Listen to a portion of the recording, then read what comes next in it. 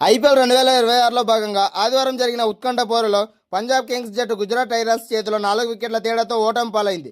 వరుసగా రెండో ఓటమిని మూటగట్టుకున్నప్పటికీ పంజాబ్ కెప్టెన్ శ్రేయస్ అయ్యర్ మాత్రం తన జట్టును వెనుకేసుకొచ్చారు.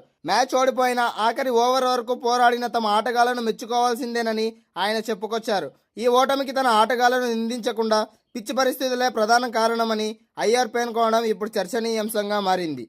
మ్యాచ్ ముగిసిన తర్వాత శ్రేయస్ అయ్యర్ మాట్లాడుతూ తమ జట్టు కనబరిచిన పట్టుదలను ప్రశంసించారు. ఈ పిచ్పై 163 పరుగులు అనేది నిజంగా గొప్ప స్కోరు. ఆరంభంలోనే బంతి బాగా స్వింగ్ అయింది. గుజరాత్ బౌలర్లు పిచ్ పరిస్థితులను బాగా వాడుకున్నారు. మేము పవర్ ప్లేలోనే 4 వికెట్లు కోల్పోయినప్పటికీ అక్కడి నుంచి 160 దాటడం అంటే మా బ్యాటర్ల కృషిని అభినందించాల్సిందే. ఆఖరి ఓవర్ వరకు మ్యాచ్ను తీసుకురావడం మా పోరాట పటిమకు నిదర్శనమని శ్రేయస్ అయ్యర్ చెప్పాడు. ఈ ఓటమికి పిచ్ ప్రవర్తనే కారణమని శ్రేయస్ అయ్యర్ విశ్లేషించారు. బౌన్స్ అనేది ఒకేలా లేదు. మిడ్ వికెట్ అండ్ ఫుల్ షాట్లు ఆడడం చాలా కష్టమైంది. బ్యాటింగ్కి సరైన వికెట్ కాదు, సరైన లెంత్లో బంతులు వేయడంలో మేము కొంచెం వెనకబడ్డాం. గత మ్యాచ్లో భారీగా పరుగులు సమర్పించుకున్న మా బౌలర్లు వారి ఆత్మవిశ్వాసాన్ని పెంచుతుంది. విజయానికి చేరువగా వచ్చిన అదృష్టం కలిసి రాలేదు అని శ్రేయస్ అయ్యర్ చెప్పారు.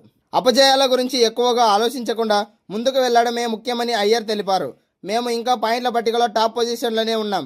అది మాకు సానుకూల అంశం. ఈ గేమ్ నుంచి లోపాలను సరిదిద్దుకుని తదుపరి మ్యాచ్ అంటే నెక్స్ట్ మ్యాచ్ సన్ రైజర్స్ హైదరాబాద్తో జరిగే మ్యాచ్లో 2 పాయింట్లు సాధించడమే మా లక్ష్యం.